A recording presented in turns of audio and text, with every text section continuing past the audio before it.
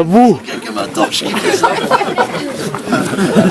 En flamme, jetez-moi dans un lavoir, on va faire tous les lavoirs. Donc.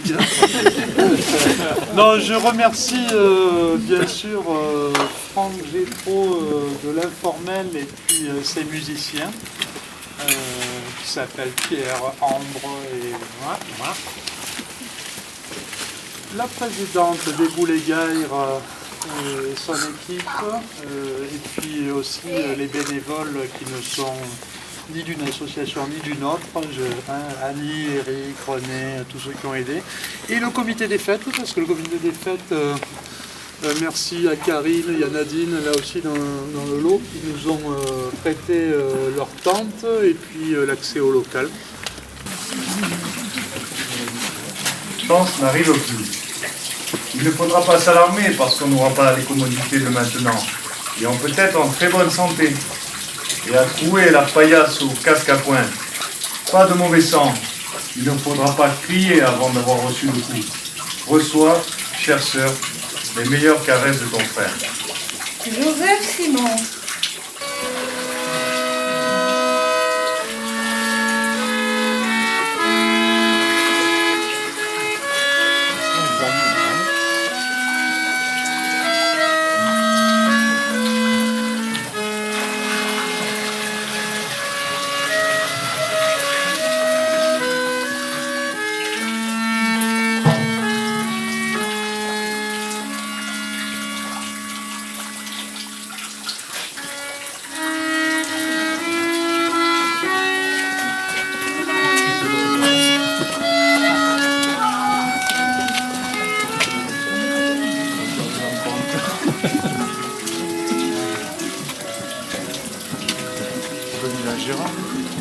On attend avec certitude la moisson pour l'été à venir.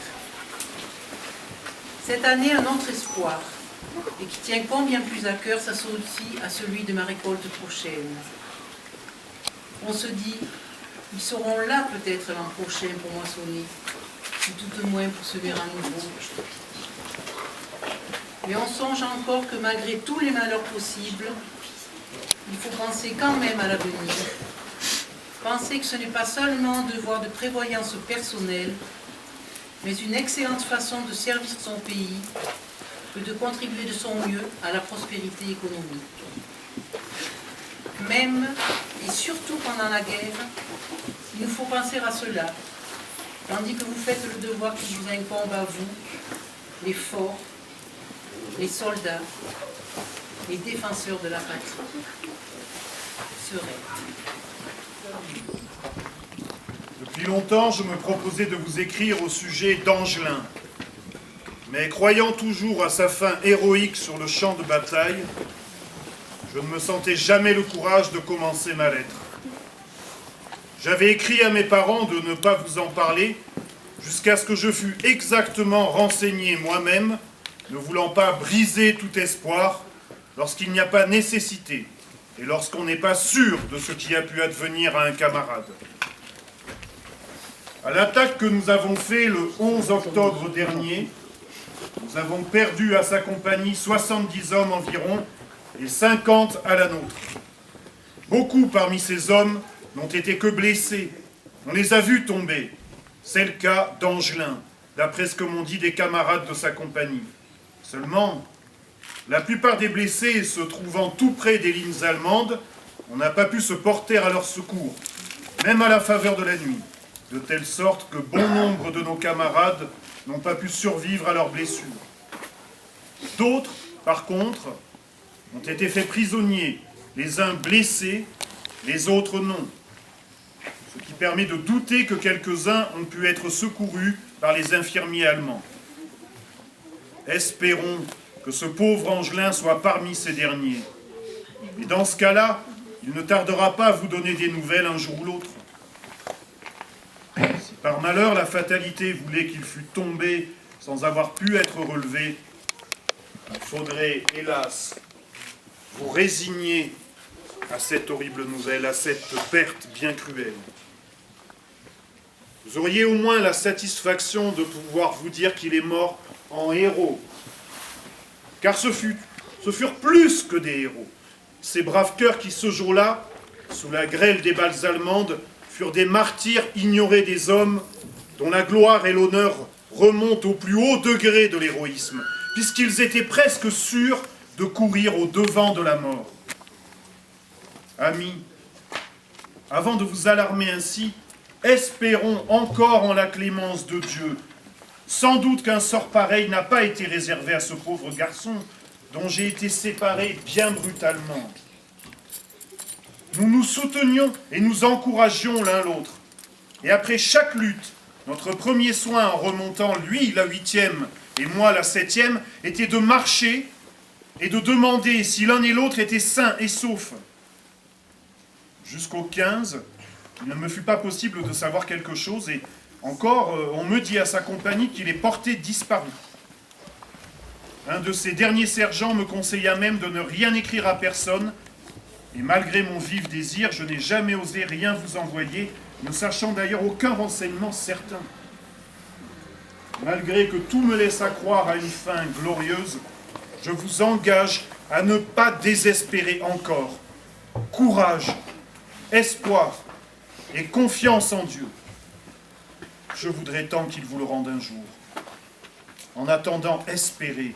Espérez encore.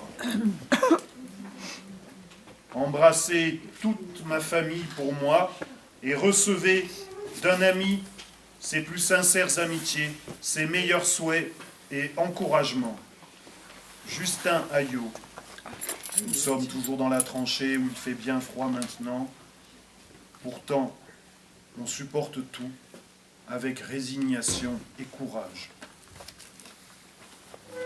Que nos jeunes amis de la classe 17 entrent en caserne. Vous voyez la scène, tous des gamins verdes, avec des minois de demoiselles, arrivent très fiers. Les uns veulent avoir un air grave, qui fait sourire sur leur visage d'enfant. Les autres lèvent haut la tête d'un air de dire « La France est sauvée, nous sommes soldats !» Et ils ont l'air d'avoir pitié de ceux qui se plaignent. Eux, les petits qui devraient être craintifs, sont les plus vaillants. C'est qu'ils se disent qu'il faut être dignes de ces devanciers. Et de tout cœur, ils vont suivre votre exemple. Et de tout cœur, ils vont suivre leur exemple.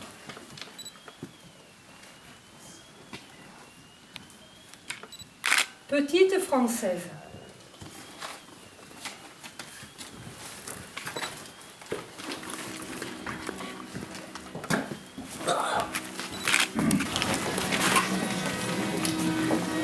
« 24 décembre 1916.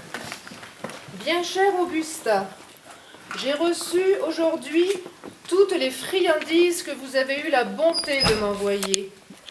Merci, cher Augusta, 1000 fois merci. Je vous souhaite une bonne et heureuse année. Souhaitons surtout que l'année prochaine voie la fin de nos misères et que nous puissions enfin reprendre nos places auprès des êtres qui nous sont chers. Combien, hélas, ne retourneront pas? Le régiment vient de participer à l'attaque du 15 décembre à Verdun. Et comme vous le pensez, bon nombre de collègues dorment là-haut, leur dernier sommeil. Nos pertes sont élevées, malgré ce qu'en disent les journaux. Quelle horrible chose que la guerre! Et que d'hommes nous faudra-t-il encore? Enfin, malgré tout, nous avons toujours courage et confiance. Je vous quitte, cher ami, en vous remerciant beaucoup de votre amabilité. Et je mets à profit la permission du jour de l'an pour vous embrasser bien fort. Angèle.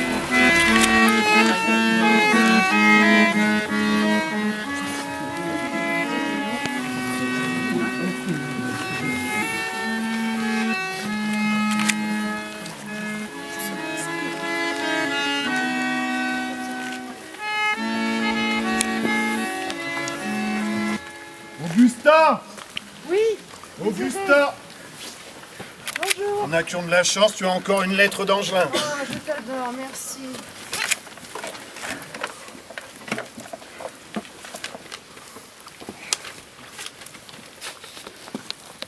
Bien cher Augusta, j'ai reçu votre lettre du 23 courant et je m'empresse d'y faire réponse.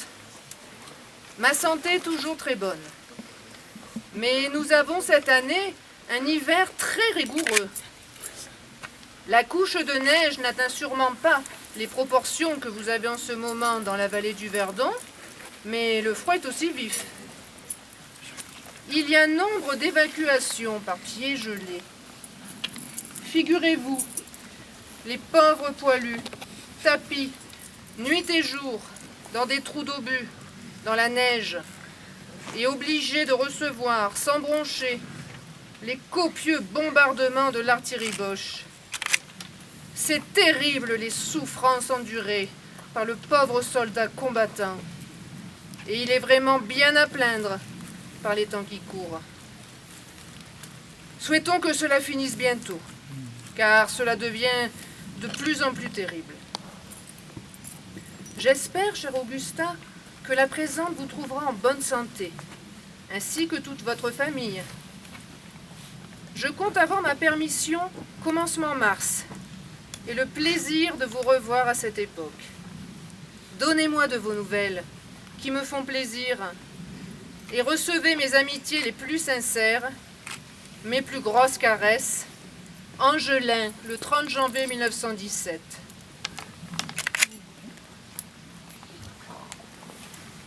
Tout près des lignes. Le calme règne à peu près partout. Les routes ne sont pas encore encombrées de convois qui circulent toute la nuit. 1 heure de marche nous mène à pied d'œuvre. Le travail commence. Une équipe en main de 4 hommes. Je prépare les pilots qui seront enfoncés sous peu à grands coups de mouton. Le soleil a disparu, la brume se lève du sol. Nous sommes seuls à troubler le silence par les « oïs » ensemble de ceux qui tirent. Un bruit mat. Le mouton retombe sur le pieu et ça recommence. Toutes les 10 minutes, une fusée éclairante perce le brouillard de lueur blanche. 9 heures. D'un seul coup, le rideau se lève, la scène change. Par surprise, les Boches devaient tenter un coup de main dans nos tranchées. Un guetteur a dû les voir, tire plusieurs coups de fusil. C'est le branle-bas de combat. Mitrailleuses, grenades, capouilles. Des fusées rouges s'élèvent dans l'air sur plusieurs points. Une batterie de 75 commence à tirer ses 4 coups à la fois. Une autre s'y met, puis 3, puis 10. C'est la grande folie des grandeurs. Les grosses pièces de 155 tirent par rafale. L'air en est tout ébranlé et on sent très bien le déplacement. Les lignes sont éclairées par des explosions des obus. Des fusées éclairantes sont toujours dans l'air. L'action dure près d'1 heure. À 10 heures, le calme règne à nouveau. Quelques coups de canon de temps à autre, un coup de fusil par hasard. La folie de grandeur est passée. À 1 heure du matin, le tableau change de nouveau. C'est un dépôt de munitions qui est en train de sauter. Une grande incendie éclaire à 5 km à la ronde une partie du ciel en est tout rouge. C'est grandiose, autant qu'impressionnant, cet incendie en pleine nuit. À 4 heures du matin, on rentre dans notre repère. Après 8 heures de sommeil, j'écris à ma grande, prêt à recommencer le même travail. Bonne caresse de ton frangin qui t'aime, Joseph Simon. Du temps qu'il fait. C'est très rare qu'on ne prie pas après lui. On le veut toujours comme il n'est pas. Pour un coup, ce n'est pas le cas. C'est qu'il fait bien le temps propre aux semailles, doux et un peu humide. Aussi, les blés fraîchement semés sortent drus et verts. Pendant ce temps, on s'occupe des autres travaux d'automne. On arrache les pommes de terre, qui ne foisonnent pas cette année. On sent plus l'hiver venir à certains jours. Les hirondelles nous ont quittés. Seuls, les moineaux nous sont fidèles, cuits. Peu de pièges pour eux. C'est aux boches qu'on les tend. S'ils se laissaient si bien prendre que nos petits cuits, vous auriez vite fait de les mettre à leur place. Mais ils sont plus durs et plus terribles. C'est justement qu'il faut se fortifier encore et on en verra bien la fin. Un petit cadeau dedans. C'est pas vrai. J'ai de la chance. Merci beaucoup.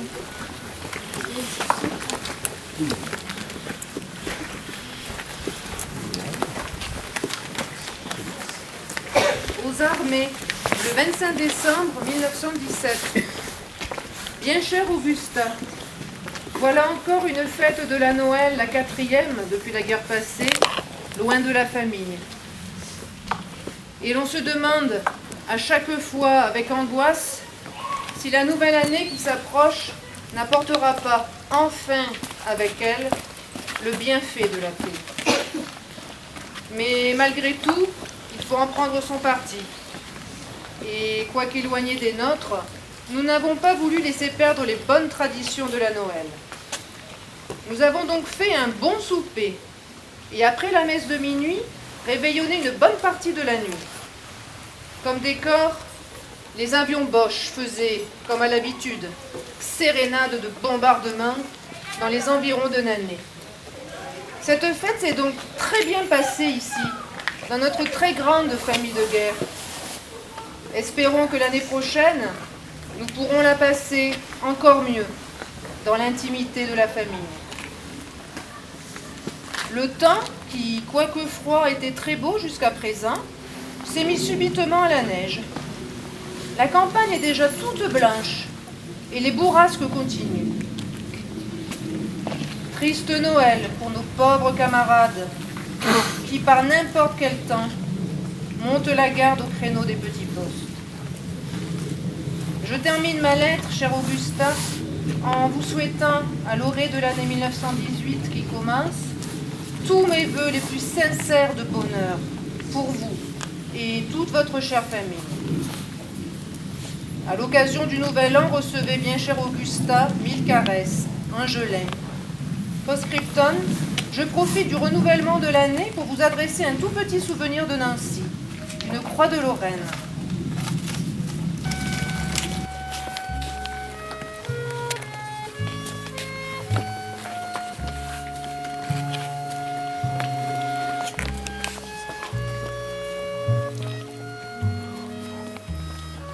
« 1918, la délivrance.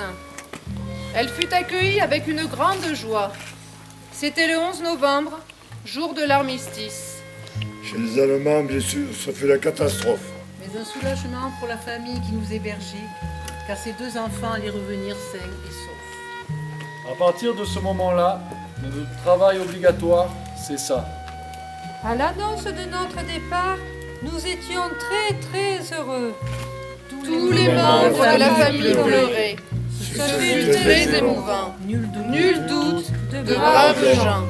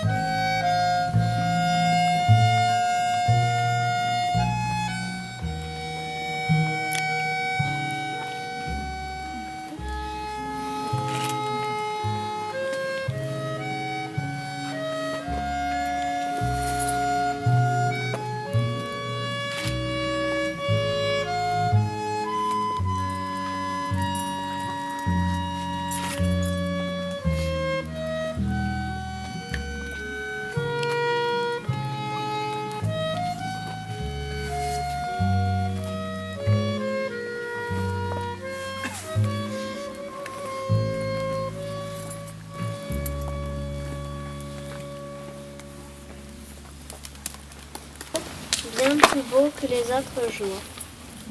Malgré l'heure très matinale, chacun sortit de chez soi, comme s'il avait rendez-vous avec le premier rayon de soleil. Et bientôt, tout le monde n'en finit plus de chanter sur des airs de danse, de danser sur des airs de chansons. C'était à qui échangerait avec son voisin les plus belles fleurs, les gâteaux les plus savoureux, les présents les plus délicats. En fait, et pour ne pas vous le taire plus longtemps, ce jour pas comme les autres était le jour de la paix.